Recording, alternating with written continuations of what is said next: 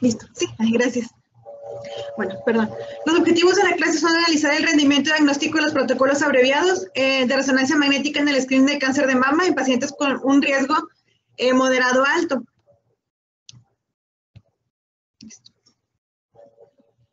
Analizar la utilidad de las diferentes secuencias que integran el protocolo, las ventajas e inconvenientes de esta técnica y su rendimiento diagnóstico y su comparación con otros métodos de imagen. Como ya sabemos, el cáncer de mama es el cáncer con mayor incidencia en la población femenina, es el cáncer más frecuente en la mujer a nivel mundial. Se estima en algunos estudios que 1 de cada 8 mujeres van a padecer esta enfermedad durante su vida, por lo que se destina una amplia variedad de recursos a su diagnóstico y seguimiento. El diagnóstico precoz constituye el pilar fundamental en el pronóstico de esta enfermedad y las técnicas de imagen representan un papel protagonista. Vamos a empezar con las técnicas convencionales. Como sabemos, la mamografía permanece como el estándar de screening de cáncer de mama, ya que ha demostrado la disminución en la mortalidad hasta un 30%. La sensibilidad de la mamografía convencional está limitada por ser bidimensional, o sea, en 2D, y pues también está limitada, como ya sabemos, en mujeres con mamas densas. Sabemos que en las mujeres con mamas densas el parenquima pues radiopaco nos puede ocultar, oscurecer o enmascarar un cáncer de mama. Puede haber nódulos que no vayamos a ver en mujeres con mamas densas. Entonces, en mujeres con una densidad de tipo C o D, la sensibilidad de la mamografía puede caer hasta un 30%. Y bueno, pues, ¿qué podemos hacer en cuanto a eso? Pues ya hay nuevas técnicas como es la tomosíntesis, que se está volviendo el nuevo estándar de screening para el cáncer de mama. Esta mejora la detección en comparación con la mamografía 2D. Al igual que la mamografía 2D detecta normalidades en base a la morfología y en tejido mamario denso, los márgenes de la lesión pueden estar oscurecidos si no hay una interfase grasa. Eso también nos puede limitar un poco la detección del cáncer. Además, hay algunos estudios que mencionan que signos de malignidad como calcificaciones y distorsión de la arquitectura pueden no estar presentes en muchos cánceres de alto grado, como los basal-like, haciendo la detección con mamografía 2D o tomosíntesis muy difícil. Aquí tenemos una diapositiva con una imagen de una mama izquierda en proyecciones MLO. La primera es es una mujer de 44 años con un evidente tejido extremadamente denso, un tipo D. Vemos que la primera es una mamografía convencional en 2D, que fue tomada en el año de 2008. La segunda es una mamografía digital, también 2D, que fue tomada en el 2012. Y la última es una tomosíntesis. Esta fue tomada en el 2018. Lo que quería el autor mencionar en este artículo con estas imágenes es que la sensibilidad de la mamografía está muy limitada en mujeres con mamas extremadamente densas, incluso con los avances tecnológicos que tenemos en la actualidad. Y que, pues, ¿qué podemos hacer con estos pacientes con mamas densas? Pues hay que hacerles un estudio complementario, ¿verdad? La modalidad más común para un screening suplementario en mujeres con mamas densas, como ya sabemos, es el ultrasonido. Hay estudios que han demostrado un incremento en la detección de cáncer, pero mencionan también que el ultrasonido tiene un valor predictivo positivo bajo. ¿A qué se refiere esto? Quiere decir que a lo mejor estamos haciendo un elevado número de biopsias, pero no estamos, o sea, esas lesiones que estamos detectando muchas veces no salen positivas para malignidad. Mencionaban en esta fórmula del número de cánceres divididos entre total de biopsias realizadas, que nos dio un valor predictivo positivo bajo para el ultrasonido. Y pues tenemos la resonancia magnética. Esta es la técnica diagnóstica con mayor sensibilidad y especificidad para la detección de cáncer de mama. A pesar de que la mamografía sigue considerándose la técnica de elección para el screening de cáncer de mama, hay muchos estudios actuales, muchos estudios, ensayos clínicos multicéntricos que han demostrado que la resonancia magnética tiene una gran capacidad para detectar cáncer de mama, incluso hasta 4 veces más que la mamografía, sobre todo en población de alto riesgo, que es donde más se ha estudiado en pacientes que tienen un alto riesgo de cáncer de mama. Y bueno, la resonancia magnética, ¿qué es lo que tiene tan especial? Pues que tenemos tanto los descriptores de morfología, o sea, todos los hallazgos morfológicos que encontramos, y también tenemos todo lo funcional. O sea, en la resonancia contrastada podemos realizar, como ya sabemos, cinéticas y curvas de contraste. Entonces tenemos dos cosas, tenemos valoración morfológica y valoración funcional. También sabemos que todos los protocolos de resonancia magnética, o sea, un protocolo normal, tienen que tener un balance adecuado, ya que menciona que para tener una gran definición morfológica, a veces se extienden un poco los tiempos, pero también tienen que tener en cuenta que cuando hacemos una resonancia contrastada para evaluar la función, pues hay veces que se tienen que hacer rápido, secuencias rápidas. Entonces tiene que haber un balance en el tiempo de adquisición. Estas son una diapositiva donde tengo una imagen de una mama izquierda en una mamografía convencional MLO y una resonancia magnética. Vemos que pues en la imagen de mamografía pues vemos una mama densa, vemos a lo mejor que el tejido está de predominio en los cuadrantes superiores, vemos alguna calcificación ahí en cuadrantes inferiores pues de características benignas y pues no alcanzamos a ver ganglios linfáticos en la región axilar. Y pues fuera de eso, pues nada nos llama la atención o alguien ve alguna lesión, algo que le llame la atención en esa proyección. ¿Nódulo? ¿Alguien ve algo? Bueno, pues en esta paciente pues no se encontró nada en esta mamografía. Lo que quería mencionar aquí es que en esa misma paciente que se realizó una resonancia magnética, se encontró una lesión, se encontró un nódulo irregular ha habido captación de contraste en los cuadrantes externos en el tercio posterior, y esta paciente pues se realizó una biopsia y fue un carcinoma ductal invasivo. Lo que quería mencionar con esto es que a diferencia de la mamografía, a la resonancia magnética no le afecta, o sea, no influye tanto, no está limitada por la densidad mamaria, ¿sí? La capacidad de la resonancia para evaluar los parámetros de captación y lavado de contraste por parte de una lesión, lo que se correlaciona en forma directa con la angiogénesis tumoral, hace que se convierta en una de las técnicas de imagen con mayor rendimiento en el screening de patología mamaria. O sea, nosotros con una resonancia contrastada podemos tener una correlación directa con la angiogénesis tumoral. Pero pues como todo, o sea, la resonancia también tiene sus desventajas. ¿Cuáles son? Bueno, pues la implementación de un screening mediante resonancia tiene una serie de problemas, entre los que más importantes se encuentran, que pues no todos los centros sabemos que no todos como nosotros tienen dos resonancias magnéticas, ¿verdad? Hay centros que no tienen incluso ninguna resonancia magnética, o la que tienen es de muy bajo teslaje, no adecuada para realizar resonancias de mama. Sabemos también que la resonancia magnética puede tener largos tiempos de adquisición y que pues esto es muy incómodo para la paciente, porque sabemos también que la posición es en decúbito prono, y hay pacientes que tienen muy poca tolerancia a la resonancia que tienen claustrofobia, ¿sí? En cambio, pues la mamografía, pues sabemos que sus tiempos son más cortos en la adquisición, ¿verdad? Y pues, ¿qué podemos hacer para mejorar esto? Pues para esto vamos a tener lo que es la resonancia magnética abreviada.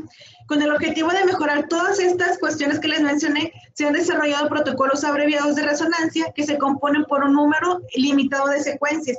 Estos van a mejorar la tolerancia a la prueba, aumentan el rendimiento y la disponibilidad de la resonancia y reducen los tiempos del informe y exploración sin perder su especificidad diagnóstica y su valor predictivo positivo. O sea, nos van a quitar tiempo a nosotros también al momento de evaluar el estudio, al momento de hacer el reporte, disminuyen también el tiempo de trabajo del técnico, y todo esto se ha demostrado que sin perder, o sea, nuestra especificidad comparado con un protocolo completo.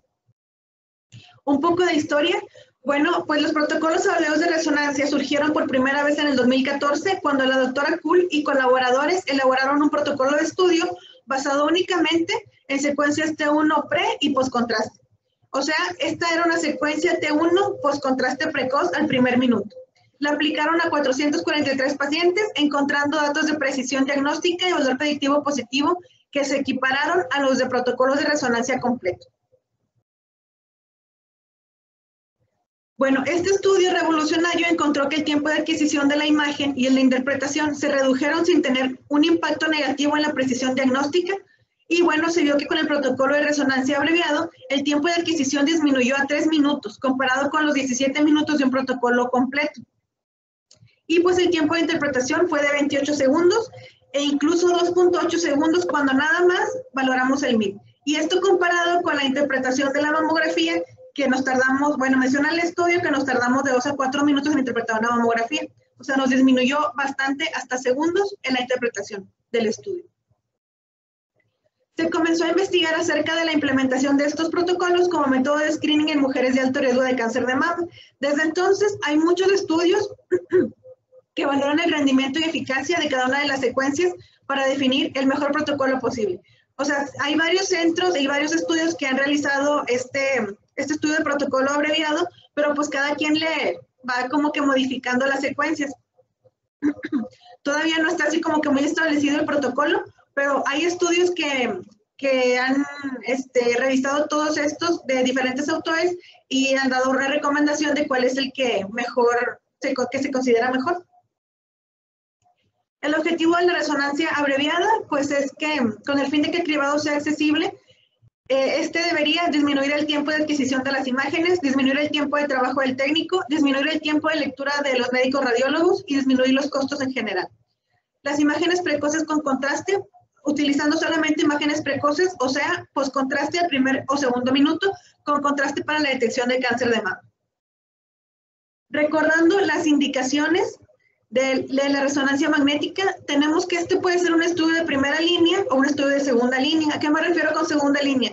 Me refiero a que puede ser también en pacientes que ya tienen un diagnóstico de cáncer de mama. Aquí les voy a mencionar cada una.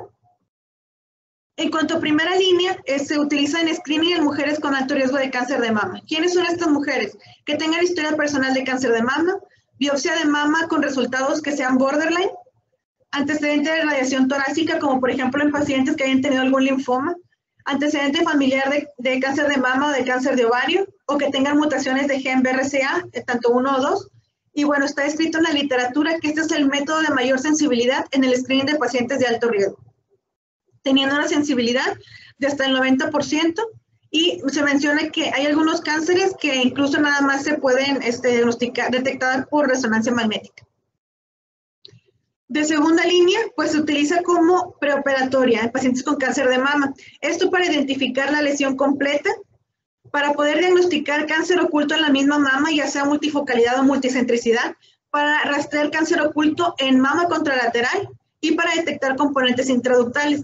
Lo ideal, en un mundo ideal, sería que todas las pacientes con cáncer de mama se hicieran una resonancia previa a su cirugía. Esto les serviría bastante a los quirúrgicos, pero pues sabemos que eso pues no es posible muchas veces. Por los altos costos y por otras situaciones. Y bueno, se ha visto que realizando este estudio preoperatorio ha habido cambio en el manejo quirúrgico hasta en el 20-30% de las pacientes. Otra indicación de hacer una resonancia es en el carcinoma lobulillar invasivo. Esto porque recordemos que este tipo de cáncer muestra un patrón de crecimiento más permeable, que casi no hace reacción desmoplásica y pues son más difíciles de medir y de detectar también. Es más frecuente este tipo de cáncer que sea multifocal o multicéntrico. Hasta en un 32% tienen focos adicionales y también lo que tiene es que hasta en un 7% puede estar en la otra mama oculto, ¿sí? Entonces es una muy buena indicación para hacer una resonancia magnética. Cuando tenemos un primario desconocido, o sea, cuando la mamografía no muestra ninguna anomalía, la literatura demuestra que aproximadamente 50% de los casos en la resonancia magnética va a resultar anormal. En el caso de ganglios linfáticos axilares metastásicos, la resonancia es incluso capaz de detectar un tumor primario de la mama en el 75 a 85% de los pacientes. O sea, cuando tengamos adenopatías o algo y no las podemos detectar por mamografía o ultrasonido, podemos hacer una resonancia magnética para detectar el probable origen. Se utiliza también como complemento en hallazgos inconclusos o con hallazgos sospechosos cuando, por ejemplo, hacemos estudios de imagen convencional de ultrasonido y mamografía y no encontramos nada, pero la paciente tiene signos y síntomas de cáncer de mama, pues está indicado también hacer una resonancia. También se indica en la terapia no adyuvante. Lo más recomendado es hacer una primera basal antes de iniciar la quimio, una a la mitad para ver cómo va el tratamiento, y una última al final de la quimioterapia para evaluar la enfermedad residual y ver si esa paciente ya es candidata a una cirugía. ¿En qué momento debemos realizar una resonancia magnética? Hay que tener en cuenta pues varias cosas. Hay que tener en cuenta los aspectos fisiológicos de la mujer, porque sabemos que en las mujeres premenopáusicas el tejido glandular es sensible a estrógenos. Se modifica por fenómenos de vasodilatación y permeabilidad capilar a través de una respuesta que se llama histamina-like al estrógeno. El pico de captación en este grupo de mujeres Aparece en las semanas 1 y 4 del ciclo menstrual y habitualmente es bilateral. Entonces, lo que vamos a hacer para evitar que tener algún falso positivo es hacer la exploración en los días 6 al 14, ¿sí? del ciclo menstrual. Hay que tener en cuenta también que en el periodo de lactancia puede estar aumentado también la captación del parénquima, y también hay pacientes con terapia hormonal sustitutiva, de preferencia, si se puede, si es posible, suspender 4 semanas previas al estudio.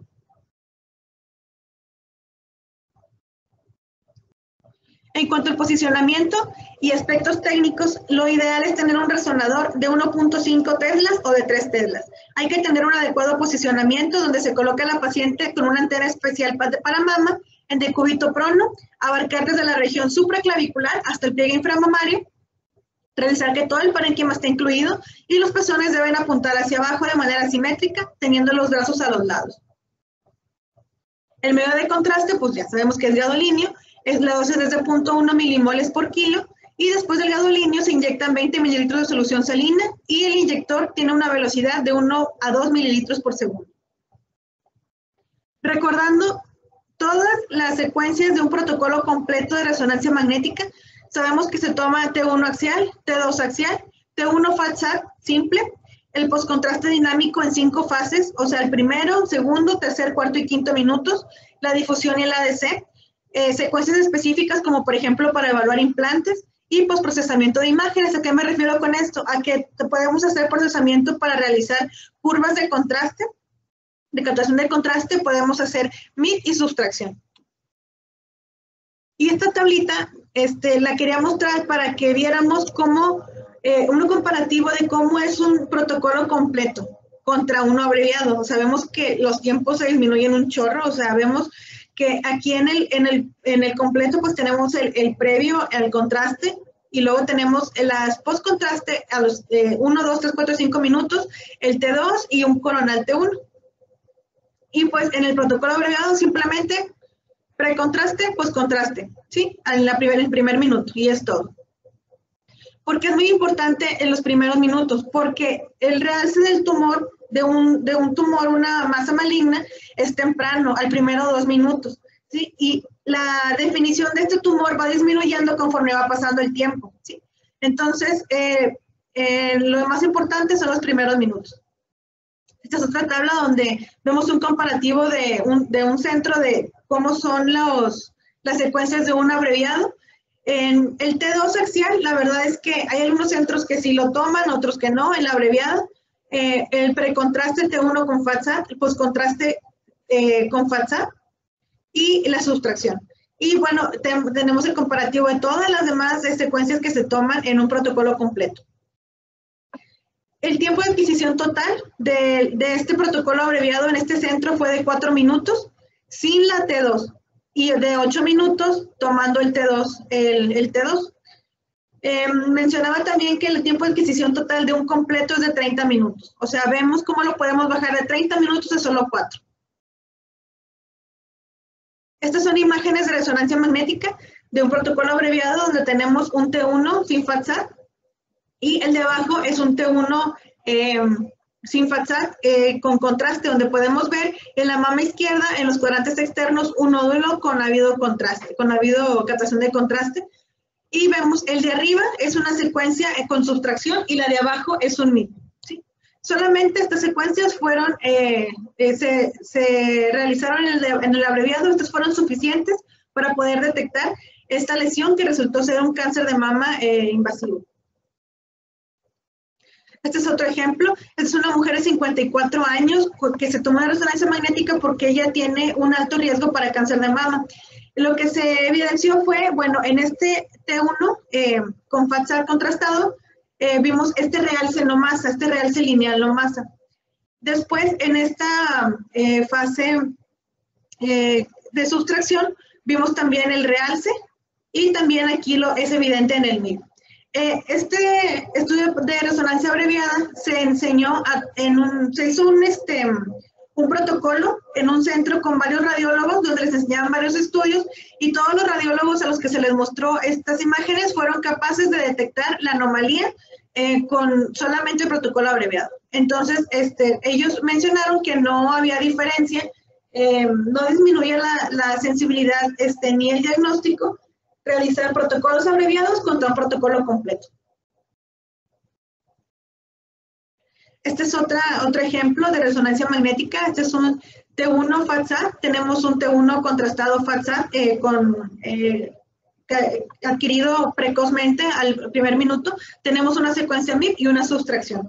Y eso también fue suficiente para poder detectar en la mama derecha este nódulo espiculado, irregular espiculado con un realce heterogéneo, que resultó ser también un carcinoma lobulillar invasivo de 3.5 centímetros. Esto fue suficiente para poder hacer el diagnóstico. Bueno, en cuanto al procesamiento de imágenes, como ya les mencioné, podemos realizar la sustracción, reconstrucción multiplanar, que es la reconstrucción de imágenes de sustracción en planos ortogonales, y también podemos obtener el MIP en nuestra estación de trabajo. ¿Cómo se realiza la sustracción? En un protocolo completo, esto es lo que se hace. Se obtiene una secuencia basal y unas post-contraste al 1, 2, 3, 4 y 5 minutos. Pero para realizar la sustracción solamente necesitamos el estudio post-contraste al primero o segundo minuto menos el basal. O sea, nada más adquiriendo 2 secuencias es suficiente para poder obtener la sustracción. Vamos a analizar cada secuencia del protocolo. La secuencia T1 basal precontraste, esta es básica, o sea, no podemos no realizarla, es uno de los requerimientos mínimos obligatorios incluido en todos los protocolos abreviados, aporta información imprescindible sobre las características de las lesiones y permite realizar un estudio de sustracción para reflejar la verdadera captación de contraste por las lesiones a estudiar. El T2, como les mencionaba, la verdad es que se demostró que no aumenta la tasa de detección de lesiones sospechosas comparado con los protocolos que carecen de esta secuencia. Sin embargo, el Colegio Americano de Radiología sí menciona que de preferencia se realice pues para mejorar la evaluación morfológica de las lesiones, pero muchos centros no la incluyen en sus protocolos de resonancia abreviada, ya que pues se ha demostrado que no hay una mejora. En cuanto a la difusión, pues la limitación de la administración de gadolinio que se intenta reservar para casos seleccionados demuestra la importancia de la secuencia sin contraste. El uso aislado de difusión en ausencia de secuencias post-contraste ha demostrado una sensibilidad y especificidad equiparables a las de la mamografía, pero no supera la resonancia con contraste. Va a aportar información valiosa en la caracterización de lesiones. La combinación de las secuencias T1 pre y post-contraste con una secuencia de difusión se ha mencionado que parece ser el protocolo más recomendado para aumentar la sensibilidad y especificidad de las lesiones sospechosas. Y pues mencionando también que hay veces que se prefiere también realizar esta secuencia sin contraste cuando el paciente pues tiene alguna contraindicación para la administración del mismo. Las secuencias MIP y sustracción post-contraste, estas presentan un tiempo de adquisición corto y ayudan en la identificación de lesiones de pequeño tamaño. No obstante, la doctora Kuhl y colaboradores evaluaron el rendimiento diagnóstico de ambas secuencias en una serie de 606 pacientes, llegando a la conclusión de que la secuencia de sustracción post-contraste nos ofrece mayor información de las lesiones sospechosas y era preferible realizarla a la secuencia MIP. En cuanto a las secuencias post-contraste, pues el protocolo abreviado de resonancia incluye únicamente una secuencia post-contraste, o sea, al primer minuto, ya que esta evalúa el comportamiento de lesiones en los primeros minutos tras la administración de contraste. Como les mencioné, esto es muy importante porque las lesiones sospechosas van a captar contraste en los primeros minutos. La eliminación de secuencias tardías nos va a limitar la valoración de curvas cinéticas, pues no las vamos a poder obtener. Y pues también se nos menciona el Colegio de Radiología que pues nos podemos perder ciertas lesiones con captación tardía, como por ejemplo recidivas posquirúrgicas en zonas de distorsión. Esto sería alguna desventaja que podríamos tener con la resonancia magnética abreviada.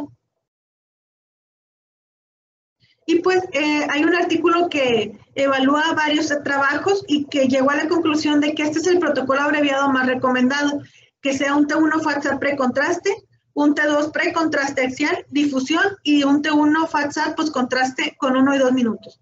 Y ya con esto pues podemos obtener nuestra sustracción y nuestro MIP. Las secuencias que cumplen con los estándares del Colegio de Radiología, pues también mencionan que el T2, el T1 precontraste FAT-SAT, postcontraste FAT-SAT al primer y segundo minuto. Y este es un cuadro donde vemos que esto se ha estudiado por muchas personas. La primera que lo hizo fue la doctora Kuhl, pero después de ella ya muchos autores empezaron a estudiar este protocolo abreviado. Y pues como vemos, cada quien pues tiene diferentes secuencias, o sea, hay unos que incluyen algunas, otros que usan otras, pero lo básico, como ya les mencioné, es el precontraste, el postcontraste en primeros minutos, y hay unos que incluyen el T2, otros que no lo incluyen. ¿Cuáles van a ser las ventajas de implementar este protocolo? Este va a aumentar de forma significativa la tolerancia a la prueba debido a la reducción del tiempo de exploración, disminuye el tiempo necesario para la evaluación por parte de nosotros, disminuye el tiempo de realización de nuestro informe y ofrece mayor posibilidad de que se pueda implementar como una herramienta de screening en población de alto riesgo. O sea, disminuyendo los costos, este podría ser implementado como la nueva modalidad de screening. Sus limitaciones, bueno, es más que nada la implementación de este tipo de protocolos de resonancia reside en la inclusión de secuencias precoces post-contraste y la ausencia de secuencias tardías que alargarían tiempos de exploración. Pero como ya les mencioné, esto puede traer como consecuencia que hay lesiones que pueden tener captación tardía como, por ejemplo, los fibroadenomas o algunas áreas de distorsión en áreas de cicatriz que se nos pudieran pasar. Esto puede ser alguna desventaja. Como conclusión, la resonancia magnética es el estudio más sensible para detectar el cáncer de mama, superando las imágenes convencionales de mamografía, eco y tomosíntesis. Actualmente solamente se hace de rutina para pacientes con riesgo moderado y alto, y pues su uso es limitado por su alto costo, por su largo tiempo de realización y de lectura. El protocolo abreviado nos ayuda a disminuir estos tiempos de adquisición y de interpretación, y nos permite aumentar el volumen de pacientes para tener un mejor costo-beneficio, manteniendo una alta precisión diagnóstica. Pero necesita más estandarización, más estudios, pero parece factible extender su uso a una población más amplia como screening, no solamente a las pacientes de alto riesgo. Y pues por mi parte es todo. ¿Alguien tiene alguna duda?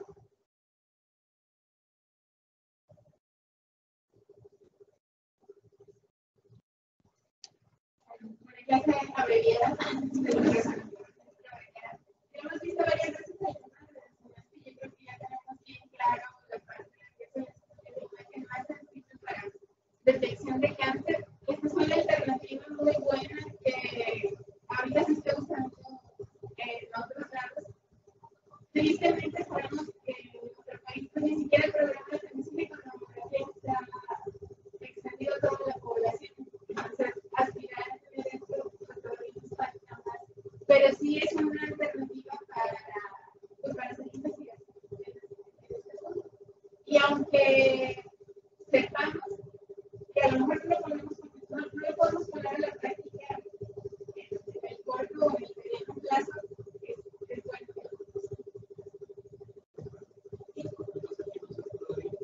El protocolo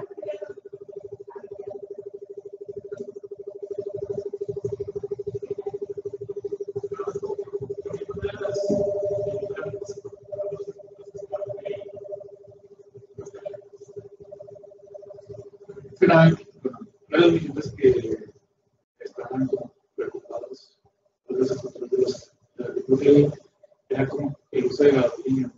Ya recientemente está viendo que si hay depósito de financiero, entonces, bueno, lo podemos usar en este tipo de pacientes, pero obviamente esas pacientes van a tener que tener varios estudios en este tipo de estudios. Realmente dicen que no sabemos todavía cada cuánto tiempo lo vamos a poder usar y pues es algo que para nosotros al final quiero ver si va a tener algún efecto a personas de tipo de pacientes. Y pues yo creo que otra de las cosas que mencionaban es que es 3 veces más barato el hacer este tipo de screening que la mamografía. Ellos habían utilizado métodos matemáticos y tuvieron que el costo de aproximadamente $1.5 millones con ese tipo, con la resonancia a comparación del screening con ahí sí. Bueno, con la primera parte sí tiene mucho sentido. Tiene mucho sentido y mucha lógica porque, como dices tú, bueno, o sea, ya se empezó a ver consecuencias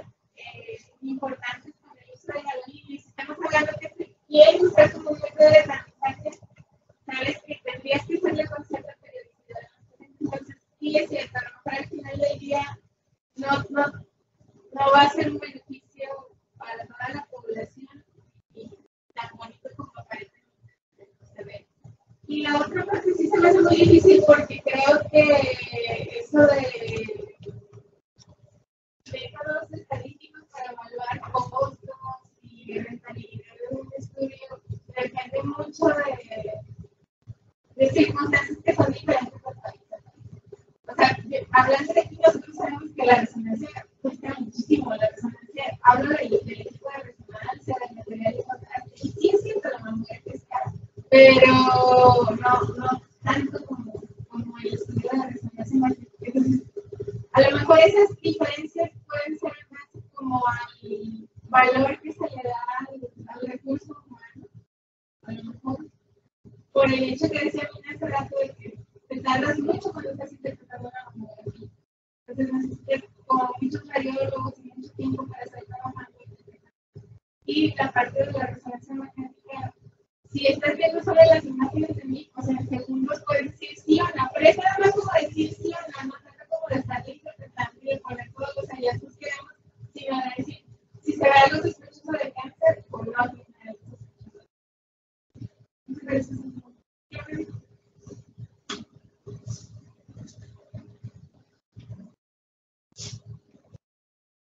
creo que también ahí en lo que se refería, bueno, lo que leía es más que nada como el costo que a lo mejor va a ser menor si lo comparan con el gasto catastrófico de una enfermedad como lo es el cáncer. Entonces, en países pues de primer mundo donde sí utilizan la resonancia magnética como método de tamizaje también porque si los detectan en estadios más tempranos, pues los pacientes se benefician más y el costo o lo que gasta el gobierno, que donde sí les cubren todos estos tipos de gastos, pues podría ser menor. Y también creo que también es relevante lo del protocolo abreviado, si a lo mejor no como tamizaje para todas las pacientes de la población general, bueno, en un mundo ideal, pues sí, o en un país de primer mundo donde sí lo hacen, sino para las pacientes que se beneficiarían más serían las pacientes de alto riesgo, que es lo que mencionaba Mina durante la clase, o sea, pacientes con mutaciones del gen BRCA o pacientes con antecedentes familiares o pacientes que hayan tenido un cáncer ya en la mama contralateral, o dependiendo del tipo de histopatología, como por ejemplo el lobulillar, que tiene una presentación que se asocia más a una presentación que puede ser bilateral o con múltiples focos o multicentricidad. Entonces, en esos pacientes yo creo que sí se beneficiarían más de a lo mejor de este tipo de protocolos y que podría ser a lo mejor más accesible, porque ahí sí, en estos pacientes sí modificaría pues la conducta del tratamiento de las pacientes. sí, tienes mucha razón, Aurora. Pues esperemos a ver qué está pasando hacia adelante. Gracias. Gracias. Gracias, maestro.